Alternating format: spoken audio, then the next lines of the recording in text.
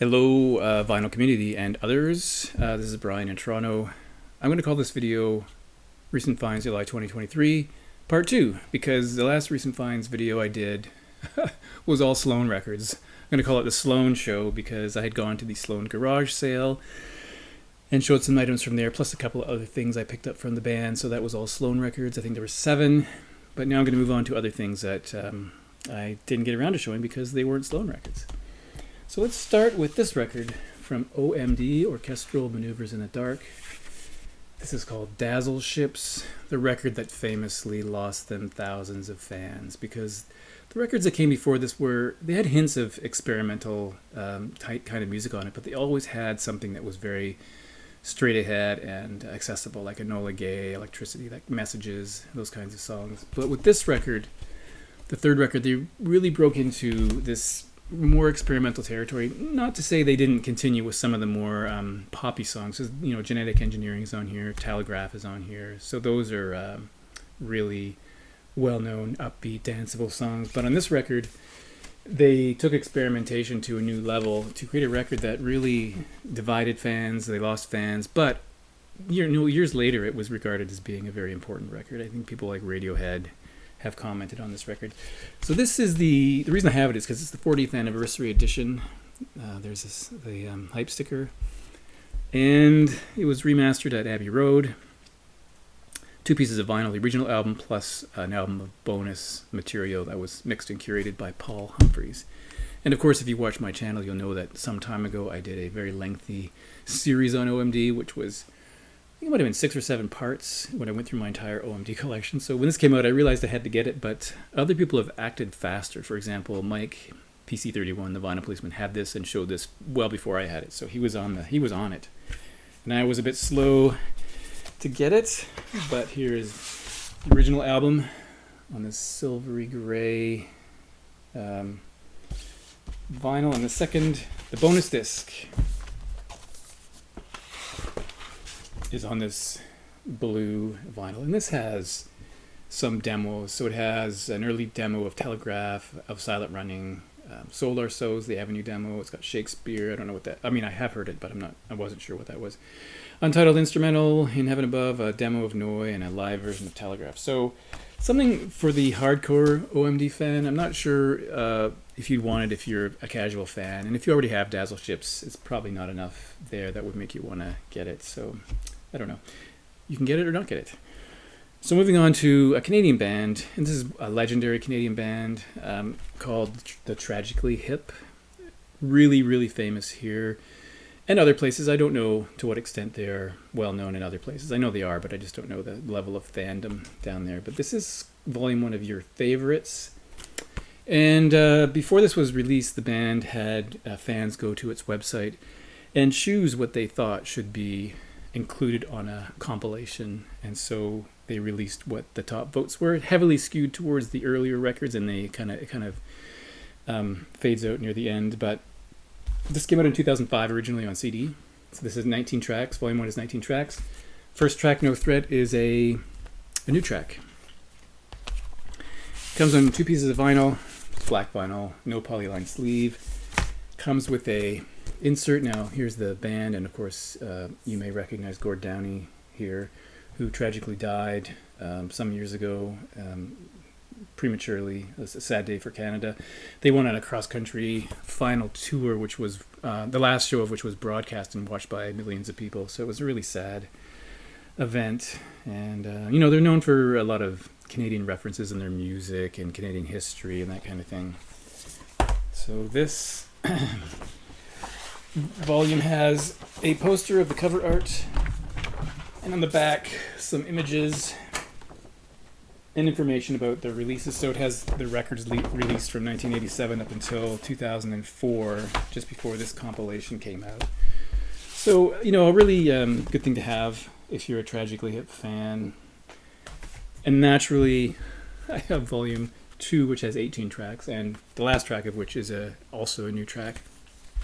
Now, I would say it's great to have these. I wish they had put this in a box and added another record to bring the story up to the last Tragically Hip record, because it ends in 2004, and it seems weird to me to release it now when we know there's not going to be any more new Tragically Hip music. But again, 2 records. Another insert with similar stuff. So we have this version of the thing, and then some more stuff inside, which is pretty cool. So that's a great thing to have. I have the original CD. This is the original CD, which had both of these, all almost 40 tracks on here, which is cool to have the same image there. So I'm happy to have that in my collection. And I did get a fairly good deal on that through their website. They had a sale on it, and I got a bonus or a discount for first order or something like that. Next record is The Hold Steady, and this is called The Price of Progress, and you'll see a 9 there because this is their 9th record. Already their 9th record. I find this hard to believe. There's the back cover. Some of these are still in shrink, so you're going to get a glare because I haven't taken it off. This is one of my all-time favorite bands. I'd say currently one of the best American bands, sort of like a barroom band. The singer Craig Finn has never been a strong vocalist. Some people might think he does a lot of shouting, but I just find their music gripping, especially the first 5 or so records, maybe 6, I think are just unbelievably good. And then I do like the later stuff, but I find that the earlier stuff I gravitate to more. There's the lyrics, just on black vinyl. There were colored vinyl versions of this, but I just went for the black one from my local shop rather than ordering through their web store, which is always crazy in Canada because of postage. But this is a pretty competent record. I think it's about as good as the last one, and maybe better than the Thrashing Through the Passion. I think it's better than that, but it's as good as Open Door Policy. And I think it's worth having. If you're a Hold Steady fan, I'll probably follow them to the end, whenever that is. Something I got recently, which is a re-release, is the Spoon Soft Effects EP, which originally came out in 1997. I also have this on CD, which was packaged with Telephono, so they put the two in there together. But this was released on vinyl in 1997, and if you look at the prices on Discogs, they're insane. I'm not going to pay that. And I wouldn't necessarily have bought this, but I saw it and it was marked down, so I grabbed it. And it's one of those weird things where there's 5 tracks, and the same 5 tracks are in side A and side B, so take your pick. I guess when you were at side A, you go on to side B. So there we go. Same thing on both sides. And the sticker note says Spoon Catalog Classics, because they're reissuing some of the stuff that has been out of print for a while. It says the legendary EP available on vinyl for the first time since 1997, newly cut from the original masters. So this is a legendary. It says it right there, legendary. So believe the hype. And that's cool to have because I am definitely a Spoon fan. Next thing, I met up with Jason Skills from Ottawa again. I think this is maybe the 3rd time. I might be losing count, but he was in town, and I had just finished a meeting, and he contacted me, and I was cycling home, and I stopped in. We met at a store called Rotate This in Toronto on Ossington Avenue, and we bought a couple things. I can't remember what he bought, but the only thing I got that day was this EP from Emily Haynes and the Soft Skeleton. So you may know her as being the voice of Metric. She, of course, has recorded with Broken Social Scene. There's the flip of it, so there's 6 tracks there. This is really a companion to the LP Knives Don't Have Your Back, which I also have. Now, I have this on CD, but I had never, ever seen a copy on vinyl, and I thought, wow. And the price was I think, pretty good. This is 2007. And her solo stuff with Soft Skeleton, I guess it's not really solo because it's with the Soft Skeleton, but the stuff she does apart from Metric, I think, it's a little bit different from Metric. It's more piano, more introspective, melodic, folkish, but I think it's really, really excellent music, and I've always enjoyed it.